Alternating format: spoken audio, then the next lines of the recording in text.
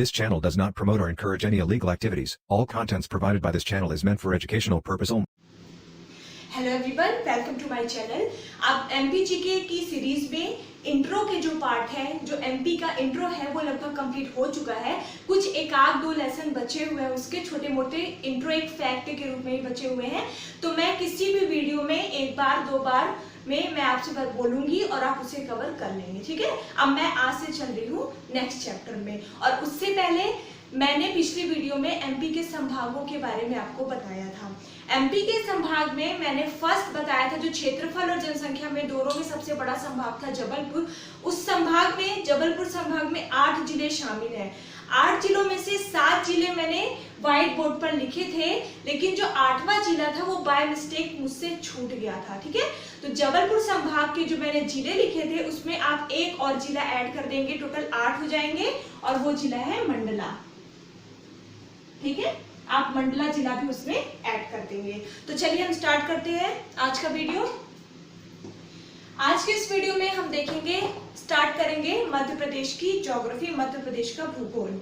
जिस प्रकार भारत को उसके भौगोलिक संरचना के आधार पर कई भागों में बांटा गया है, उसी प्रकार मध्य प्रदेश को उसके भौतिक स्वरूप में विभाजित करके हम पढ़ते हैं, ठीक है। आप एमपी का कोई भी एग्जाम ले लीजिए, उसमें एमपी का आप क्वेश्चन पेपर उठाएंगे तो क्वेश्चन पेपर में आप देखेंगे कि अगर उस पेपर में 20 क्वेश्चन एमपी के आ रहे हैं तो 20 में से लगभग 6 से 7 क्वेश्चन एमपी की ज्योग्राफी से रहते हैं, ठीक है। आपको इस चैप्टर को रटना नहीं है, कुछ एक आध चीजें ऐसी होती हैं जो आपको रटना ही पड़ता है, बिना रटे वो याद नहीं होती, जैसे डाटा है, कोई भी चीज है तो वो आपको रटना पड़ेगा। लेकिन ऐसी चीजें जो समझने वाली है, बेसिक्स है, उन्हें आपको रटना नहीं है, ठीक है। आपको उसे अच्छे से समझ के और पढ़ना पड़ेगा। तो आज हम स्टार्ट करेंगे एमपी की ज्योग्राफी, और इस वीडियो में मैं आपको बताऊंगी कि एमपी को उसके भौतिक आधार पर, एमपी को भौतिक संरचना के आधार पर कितने भागों में विभाजित किया गया है और उनमें क्या क्या विशेषताएं हैं, ठीक है। ये वीडियो थोड़ा छोटा होगा, ओके, और इसके बाद वाले वीडियो थोड़ा लेंथी होंगे, और हर भाग का अलग अलग से जो है मैं विशेषताएं आपको बताऊंगी, ठीक है। तो स्टार्ट करते हैं। मध्य प्रदेश का भौगोलिक क्षेत्र। अगर हम मध्य प्रदेश की बात करें कि मध्य प्रदेश आखिर भारत के उत्तरी भाग में स्थित है या प्रायद्वीपीय पठार का भाग है, ठीक है। तो अगर हम देखें मध्य प्रदेश भारत के प्रायद्वीपीय पठार का उत्तरी हिस्सा है। लिख लेंगे, फर्स्ट पॉइंट लिखेंगे सबसे पहले, मध्य प्रदेश का भौगोलिक क्षेत्र या भौतिक विभाजन या मध्य प्रदेश का भूगोल, कुछ भी डाल सकते हैं, और उसमें फर्स्ट पॉइंट लिखेंगे। देखिए जरूरी है कि मध्य प्रदेश भारत के दक्षिणी पठार या प्रायद्वीपीय पठार का उत्तरी भाग है या उत्तरी हिस्सा है, ठीक है। फिर अगला पॉइंट डालेंगे, अगला पॉइंट लिखेंगे कि भूगर्भिक दृष्टि से, भूगर्भिक संरचना के आधार पर मध्य प्रदेश सबसे प्राचीन, भूगर्भिक संरचना के आधार पर मध्य प्रदेश प्राचीन गोंडवाना लैंड का हिस्सा है। गोंडवाना लैंड मैंने आपको इंडियन ज्योग्राफी में अच्छे से समझाया था, ठीक है, आप उसमें जाकर देख सकते हैं। तो मध्य प्रदेश जो है वो प्राचीनतम गोंडवाना लैंड का हिस्सा है, मतलब मध्य प्रदेश का जो भाग है वो नवीनतम भाग नहीं है, अत्यंत प्राचीन भाग है, ठीक है। तो फर्स्ट पॉइंट आप लिखेंगे कि मध्य प्रदेश क्या है, भारत के प्रायद्वीपीय भाग का हिस्सा है। प्रायद्वीपीय भाग का क्या है, उत्तरी भाग है, उत्तरी एरिया, उत्तरी क्षेत्र है। और अगला लिखेंगे कि मध्य प्रदेश क्या है, प्राचीनतम गोंडवाना लैंड का हिस्सा है। गोंडवाना लैंड वाला क्वेश्चन हमेशा पूछा जाता है, ठीक है, याद रखिएगा, गोंडवाना लैंड का क्या है, हिस्सा है। अब अगर हम बात करें, देखिए कर्क रेखा मैंने आपको बताया था, ये मैंने आपको बता दिया था कि कर्क रेखा मध्य प्रदेश के 14 जिलों से होकर गुजरती है, लेकिन उन जिलों के नाम हमने नहीं पढ़े थे, ठीक है। तो यहाँ पर हम देख लेते हैं कि कर्क रेखा आखिर किन किन जिलों से होकर गुजरती है, और प्लीज इसे देखने से पहले आप अपने सामने मैप जरूर रख लेंगे, ठीक है। तो कर्क रेखा जैसा कि आपको पता है 23.5 डिग्री उत्तरी अक्षांश रेखा जो है वह कहलाती है कर्क रेखा। तो हम देख लेते हैं किन किन जिलों से होकर गुजरती है, मध्य प्रदेश के किन किन जिलों से होकर गुजरती है, ये भी इंपॉर्टेंट है, ठीक है। अक्सर मेंस में ये सवाल आ भी चुका है, मेंस में, यूपीएससी मेंस में लिखने को ये सवाल आ चुका है कि उन जिलों के नाम लिखिए जहां से होकर कर्क रेखा गुजरती है, ठीक है। तो लिखिए वो 14 जिले कौन कौन से हैं? मैं पश्चिम से पूर्व की ओर बढ़ रही हूं, आप अपने मैप में देखते चलेंगे। सबसे पहले है रतलाम, देख लेंगे आप, आपको पश्चिम भाग में मिल जाएगा यहाँ पर, ठीक है, रतलाम। फिर उसके बाद है उज्जैन। देखिए स्पेस थोड़ा कम है, मेरा व्हाइट बोर्ड थोड़ा छोटा है। उज्जैन, ठीक है, रतलाम हो गया, उज्जैन। आप इससे ट्रिक बनाकर भी याद कर सकते हैं, आपको जैसे याद हो आप उसे इसे वैसे याद कर सकते हैं। रतलाम, उज्जैन, फिर है आगर। आगर जो सबसे अभी 2000 यहाँ पे देखेंगे आपको आगर मालवा मिल जाएगा शाजापुर में, ठीक है, ये हो गया आगर। उसके बाद है राजगढ़, देन सीहोर। रतलाम, उज्जैन, आगर, राजगढ़, सीहोर, ये याद करना है आपको, ठीक है, अच्छे से याद कर लेना है आपको लिख के। फिर है राजधानी भोपाल, फिर है विदिशा। कितने हो गए देखिए, 1 2 3 4 5 6 7 हो गए, 7 और। विदिशा के बाद है रायसेन, ठीक है, फिर रायसेन के बाद देखेंगे तो है सागर। सागर के बाद है दमोह, ठीक है, सागर के बाद है दमोह। उसके बाद है जबलपुर, देन कटनी, उसके बाद है उमरिया, उसके बाद है शहडोल,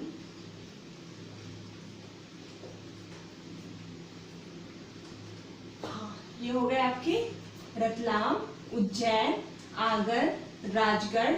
अगर आपको ये नहीं दिख रहा है तो मैं बोल रही हूं, आप लिख लेंगे, ठीक है, रतलाम, उज्जैन, आगर, राजगढ़, सीहोर, भोपाल, विदिशा, रायसेन, सागर, दमोह, जबलपुर, कटनी, उमरिया, शहडोल। 1 2 3 4 5 6 7 8 9 10 11 12 13 14, ठीक है, ये हो गए 14 जिले जहां से होकर कर्क रेखा गुजरती है, ठीक है, ये हो गया। अब हम आगे चलते हैं। हम यहाँ पर चूंकि पढ़ रहे हैं मध्य प्रदेश का भौगोलिक स्वरूप, इसलिए हमें यह भी देख लेना आवश्यक है कि मध्य प्रदेश से कौन कौन से राज्य टच करते हैं, ठीक है, और राज्य किन किन जिलों को टच करते हैं वो यहाँ पर हम नहीं बताएंगे, अभी मैं आपको बता रही हूँ केवल कि कौन कौन से राज्य टच करते हैं। तो मध्य प्रदेश के उत्तर में यहाँ पर आप देखेंगे, यहाँ से मुरैना से ये पूरा जो एरिया है ये है यूपी। तो लिखेंगे मध्य प्रदेश को स्पर्श करने वाले राज्य, उन राज्यों की संख्या है 5। सबसे पहले लिखेंगे उत्तर में उत्तर प्रदेश। अब आते हैं दक्षिण में, दक्षिण में है महाराष्ट्र, दक्षिण में है महाराष्ट्र। पूर्व की बात करें तो ये पूरा ठेठ पूर्व में नहीं है, ये दक्षिण पूर्व में है, ये है छत्तीसगढ़, जो कि मध्य प्रदेश का ही एक भाग हुआ करता था, ठीक है। फिर हम आते हैं पश्चिम साइड, वो हो गया पूर्व, उत्तर में यूपी, दक्षिण में महाराष्ट्र, पूर्व में छत्तीसगढ़ और पश्चिम में 2 राज्य हैं। एक तो है गुजरात जो बहुत कम स्पर्श करता है, लेकिन करता है केवल 2 जिलों को करता है, गुजरात। पश्चिम में क्या है, गुजरात, ये हालांकि यहाँ पर है। और पश्चिम में ही अगर असली हम इसकी दिशा देखें तो यह है उत्तर पश्चिम में राजस्थान। 1 2 3 4 5 स्टेट मध्य प्रदेश को स्पर्श करते हैं। अब कौन कौन से जिले स्पर्श करते हैं वो मैं किसी अलग वीडियो में बताऊंगी आपको, ठीक है। तो याद कर लेंगे, उत्तर में यूपी, दक्षिण में महाराष्ट्र, पूर्व में छत्तीसगढ़ और पश्चिम में गुजरात और राजस्थान, ठीक है। ये हो गया आपका कंप्लीट। अब हम आते हैं सीधे इसकी संरचना में। तो मध्य प्रदेश की अगर भौगोलिक संरचना की बात करें तो मध्य प्रदेश की भौगोलिक संरचना को मोटे मोटे तौर पर 5 भागों में, सॉरी वैसे तो आपको यहाँ पर देखिए, यहाँ पर आपको 7 भाग दिखेंगे, 1 2 3 4 5 6 7, लेकिन मोटे मोटे तौर पर मध्य प्रदेश का संपूर्ण विभाजन किया गया है 3 भागों में। वो मेरे से इस मिस्टेक से पास निकल गया था, 3 भागों में मध्य प्रदेश का विभाजन किया गया है। ठीक है, अब मैं वो लिख देती हूं, यहां पे मैं लिख रही हूं। ठीक है, पहला इसका जो भाग है, लिखना क्या है आपको कि भौगोलिक दृष्टि से मध्य प्रदेश को निम्नलिखित भागों में विभाजित किया गया है। ठीक है, आप फिर उसके बाद ग्राफ बना के लिख लेंगे। मैं यहाँ पर, क्योंकि यहाँ पे स्पेस कम है, इसलिए मैं इसको हेडिंग के तौर पर लिख रही हूँ। सबसे पहला जो भाग है इसका, इसे कहते हैं मध्य उच्च प्रदेश। मध्य उच्च प्रदेश। अब आप सोच रहे होंगे कि यहाँ पर कहीं पर भी मध्य उच्च प्रदेश नजर नहीं आ रहा है, ठीक है, लेकिन परेशान ना हो। फिर जो दूसरा विभाजन है, मैं यहां से लिख रही हूं, जो दूसरा विभाजन है वह है सतपुड़ा मैकाल श्रेणी। सतपुड़ा मैकाल श्रेणी। ओके, और जो तीसरा, देखिए 3 भागों में विभाजित किया गया है। पहला हो गया मध्य उच्च प्रदेश, दूसरा है सतपुड़ा मैकाल श्रेणी, और तीसरा जो विभाजन है वह है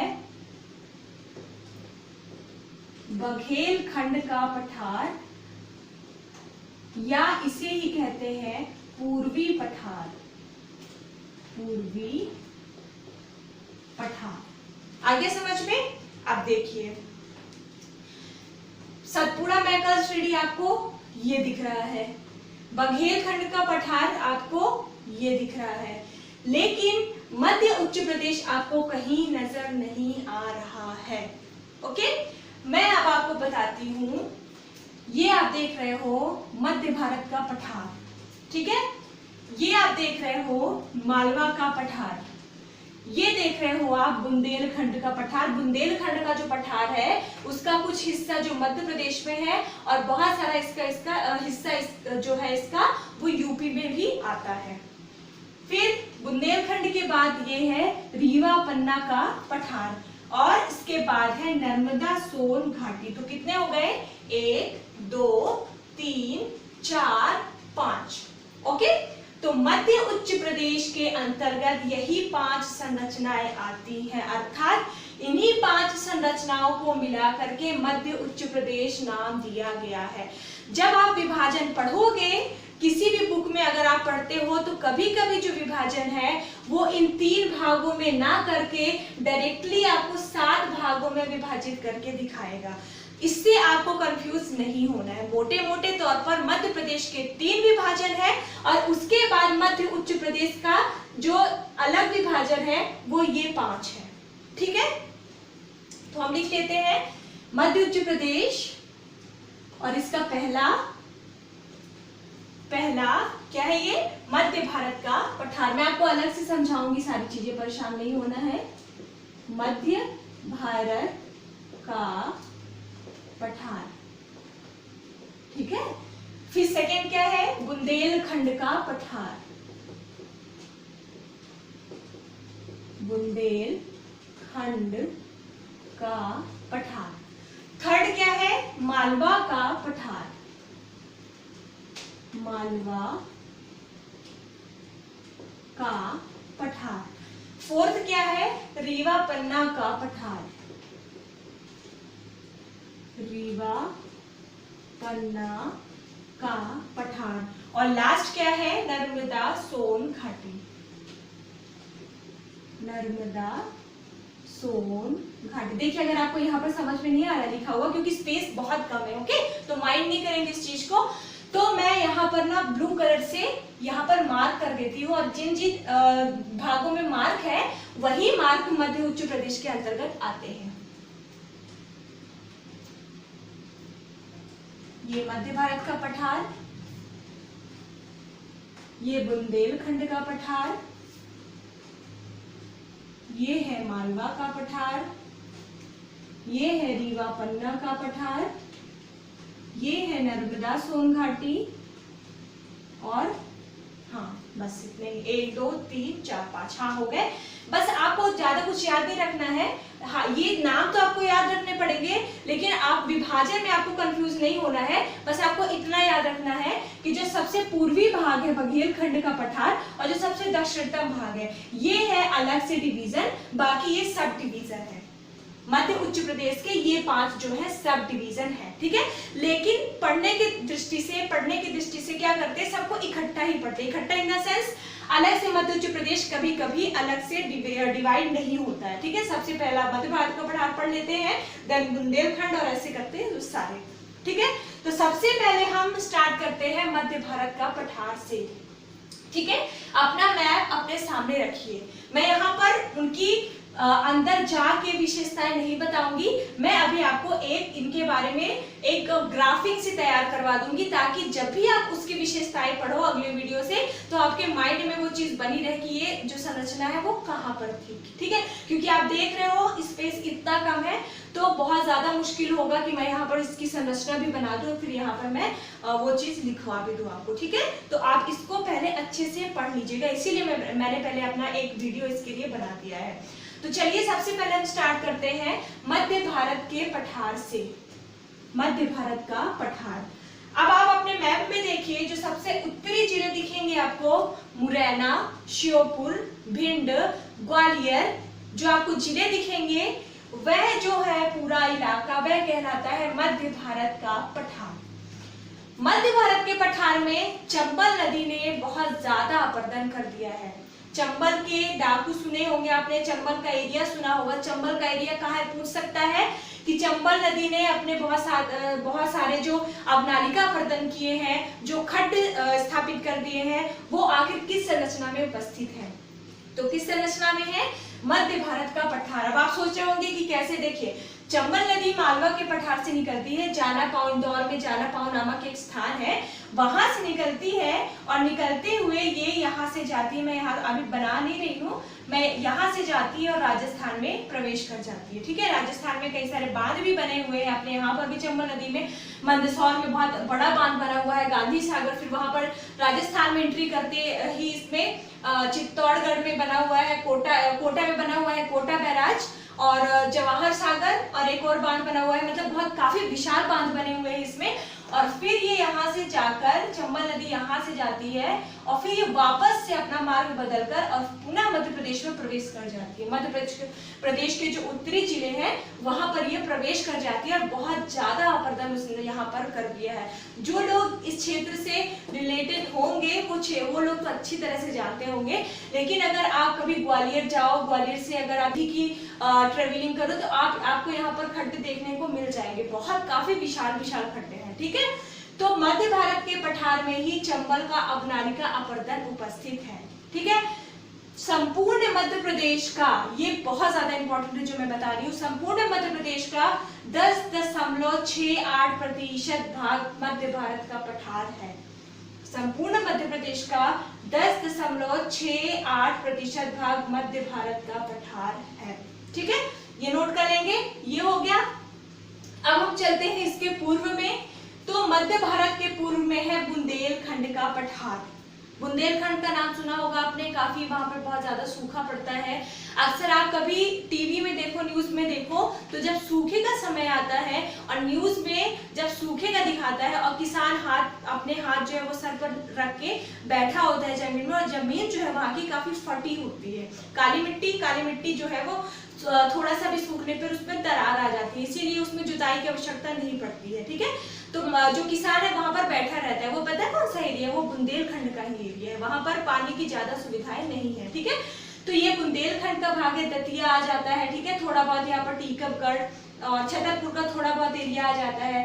तो बुंदेलखंड का पठार बहुत इंपॉर्टेंट है, नोट कर लेंगे, संपूर्ण मध्य प्रदेश का 7.7% है।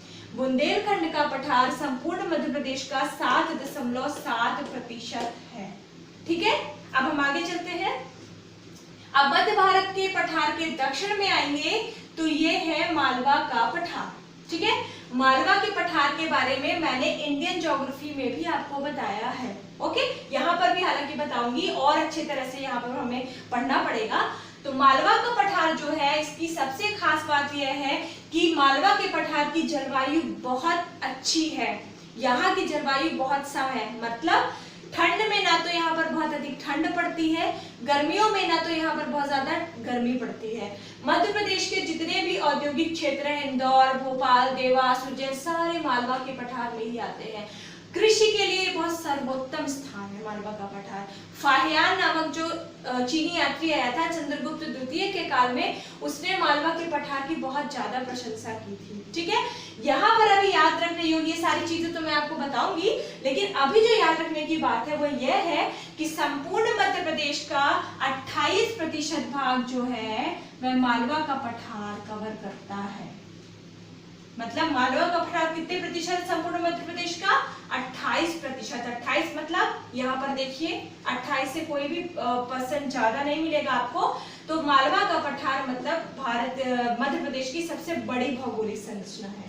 ओके, मालवा का पठार हो गया, यहाँ से कई बहुत सारी प्रमुख नदियां निकलती, जैसे कि चंबल बताया मैंने, बेतवा बताया मैंने, ठीक है, काली सिंध हो गई, बहुत, और हाँ नर्मदा तो यहाँ से निकलती है। ठीक है, मतलब बहुत ज्यादा प्रमुख, शिप्रा हो गई, बहुत सारी प्रमुख नदियां यहाँ पर निकलती हैं। तो चंबल मैंने आपको बता ही दिया है, मेरे को वो याद नहीं आ रहे थे, डैम नहीं याद आ रहे थे कौन कौन से हैं, तो मैं आपको एक बार याद करके जरूर बता देती हूँ, नहीं तो मेरे पास बहुत सारे ऐसे मैसेज भी आते हैं कि मैडम ये नहीं होगा वो होगा, तो मैं आपको याद करके जरूर बता देती हूँ। गांधी सागर है मध्य प्रदेश में, मंदसौर में। फिर आगे जाएंगे तो जवाहर सागर मिलेगा, जवाहर सागर ये है राजस्थान में। और एक और है, अभी सॉरी मुझे याद नहीं आ पा रहा है, मैं आपको अगली वीडियो में बता दूंगी याद करके। जैसे कोई कुछ चीजें ऐसी होती है ना कि हमें परमानेंटली नहीं याद रह पाती, क्योंकि ज्ञान मैंने आपको बताया ही कि जीएस का जो सिलेबस है इतना बड़ा है, इतना वृहद है कि हर चीज याद रख पाना संभव नहीं हो पाता। ठीक है, तो कुछ समय अगर गुजर जाता है उसको पढ़े हुए तो चीजें भूल जाती है। हालांकि राणा प्रताप सागर, चलिए अच्छा हुआ याद आ गया मुझे, राणा प्रताप सागर। हालांकि ये ना आप जब नदियों के चैप्टर में या फिर आप जब जलप्रपात पढ़ोगे, मतलब बांधों के बारे में पढ़ोगे, तो ये सारी चीजें आप अच्छे से पढ़ोगे, लेकिन मैंने अभी स्टार्ट किया था, इसका टॉपिक छेड़ दिया था, इसलिए मैंने आपको बता दिया। ठीक है, तो ये हो गया मालवा का पठार। अब चलते हैं मालवा के पठार के पूर्व में देखते हैं, तो यह है रीवा पन्ना का पठार। रीवा पन्ना का पठार जो है, सबसे स्पेशल बात यहाँ पर क्या है, आप सबको पता होगी यहाँ की स्पेशल बात क्या। पन्ना में भारत में एकमात्र ऐसा स्थान है जहां पर सर्वाधिक हीरा प्राप्त होता है। पूरे भारत में देखा जाए तो 2 ही 3 जगह हीरे की प्राप्ति होती है, सबसे ज्यादा पन्ना में। रीवा पन्ना का पठार जो है, ये एरिया हीरे के लिए सबसे ज्यादा विख्यात है। ठीक है, और यह जो प्लेस है, यह जो एरिया है, ये संपूर्ण मध्य प्रदेश का 10.37 भाग कवर करता है। परसेंटेज आपको याद रखने के लिए मैं बता रही हूँ, ठीक है, याद रखना है। तो ये कितने प्रतिशत है? 10.37% है। ठीक है, ये हो गया। अब दक्षिण में आते हैं, दक्षिण में है नर्मदा सोन घाटी। नर्मदा सोन घाटी का नाम ऑब्वियसली आपको पता होगा, नर्मदा पूरा ये जो क्षेत्र है ये नर्मदा नदी के ही प्रवाह का क्षेत्र है। ठीक है, और सोन नदी भी यहीं से निकलती है और उत्तर की ओर चली जाती है, इस कारण इसका नाम नर्मदा सोन घाटी पड़ा है। और यह संपूर्ण मध्य प्रदेश का लगभग 26% भाग कवर करती है, 26%। ठीक है, ये याद रखेंगे। तो ये आपका हो गया मध्य उच्च प्रदेश, ये 5 हो गए ना मध्य उच्च प्रदेश के। अब हम सेकंड में चलते हैं, ये है Satpura Maikal steady. Satpura Maikal steady, Indian geography में मैंने इसके बारे में भी बताया है। ठीक है, तो सतपुड़ा मैकाल स्टेडी आपको पता ही है, नाम क्यों पड़ा, क्योंकि पूरा सतपुड़ा स्टेडी का एरिया है। सतपुड़ा स्टेडी, महादेव पर्वत, मैकाल स्टेडी। ठीक है, और ये जो भाग है ये मध्य प्रदेश का 11% भाग कवर करता है। कितना? 11%। ये हो गया। अब ये जो थर्ड पार्ट था इसका, बघेलखंड का पठार। बघेलखंड का जो पठार है, इसका बहुत सारा एरिया जो है ये छत्तीसगढ़ में चला गया है, इस कारण ये जो संरचना है ये काफी छोटी हो गई है। ठीक है, तो ये जो बघेलखंड का पठार है ये संपूर्ण मध्य प्रदेश का 7% भाग कवर करता है। याद कर लीजिएगा प्लीज, अगली वीडियो में मैं आपसे ये पूछ भी सकती हूँ। तो बघेलखंड का पठार संपूर्ण मध्य प्रदेश का 7% एरिया कवर करता है। अब बताइए, अगर हम पूरी भौगोलिक संरचना को देखें तो ऐसी कौन सी भौगोलिक संरचना है जो प्रतिशत की दृष्टि से मध्य प्रदेश में सर्वाधिक है? कौन सी है? मालवा का पठार। एक क्वेश्चन आपका ये तैयार हो गया कि सब सर्वाधिक जो संरचना है, सर्वाधिक बड़ी संरचना जो है मध्य प्रदेश की, वह कौन सी है? मालवा का पठार। दूसरा क्वेश्चन ये है कि मध्य प्रदेश की सबसे छोटी संरचना कौन सी है? ठीक है, भौगोलिक संरचना, ऐसी कौन सी भौगोलिक संरचना है मध्य प्रदेश की जो सबसे छोटी है? तो कौन सी है? बघेलखंड का पठार, मात्र 7%। हालांकि बुंदेलखंड भी छोटा है, लेकिन बुंदेलखंड है 7.7%, लेकिन बघेलखंड है 7% ओनली। ठीक है, तो ये हो गया आपकी मोटी मोटी जानकारी। अब अगली वीडियो से मैं आपको मध्य भारत के पठार से स्पेशली उसकी विशेषताओं सहित मैं शुरू करूंगी। बहुत इंटरेस्टिंग लगेगा आपका ये जो चैप्टर स्टार्ट हुआ है, आज से बहुत इंटरेस्टिंग चैप्टर आपका स्टार्ट हुआ है। ठीक है, तो अच्छे से पढ़िएगा।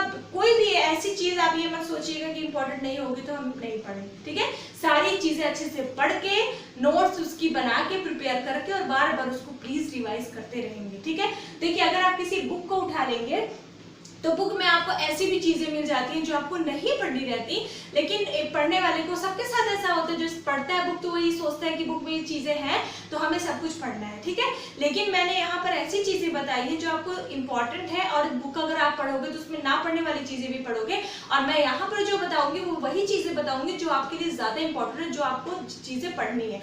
आप इसको पढ़ने के बाद आप अगर बुक भी पढ़ोगे तो आपको ये अच्छे से पता चल जाएगा कि आपको कौन सी चीजें पढ़नी है और कौन सी चीजें नहीं पढ़नी है। ठीक है, तो अच्छे से पढ़िए और शांति के साथ और मन लगा के अच्छे से, बिल्कुल भी आपको, अगर आपको कोई भी डाउट है थोड़ा बहुत तो आप बेझिझक आप पूछ सकते हैं। ठीक है, और नोट्स बनाना ना भूलें। ठीक है, मैं अगर नोट्स, देखिए बहुत सारे लोगों ने बोला कि मैम नोट्स प्रोवाइड करवा दीजिए, तो मैं नोट्स प्रोवाइड करवाऊंगी, लेकिन बहुत सारे इसकी वीडियो प्रोवाइड होने के बाद, पता है क्यों? क्योंकि अगर मैंने नोट्स प्रोवाइड करवा दी तो आप केवल नोट्स पढ़ते रह जाएंगे, आप इसे अच्छे से समझ के नहीं पढ़ेंगे, और नोट्स पढ़ेंगे इसका मतलब आप रटोगे। ठीक है, अपने से तो समझ में आएगा नहीं, हाँ आ भी सकता है, लेकिन बहुत सी ऐसी चीजें होती है जो अपने से आप नहीं समझ सकते। तो आप पहले इससे अच्छे से पढ़ के और खुद से नोट्स, अगर नहीं भी बनाना चाह रहे तो मत बनाइए नोट्स। ठीक है, आप केवल इसे अच्छे से पढ़ते रहिए। जैसे ये कंप्लीट हो जाएगा, कंप्लीट नहीं मतलब लगभग आधा हो जाएगा, तो मैं आपको नोट्स जो है वो प्रोवाइड करवा दूंगी। ठीक है, तो अब इस वीडियो में इतना ही, अगली वीडियो में मिलते हैं, तब तक के लिए थैंक यू वेरी मच।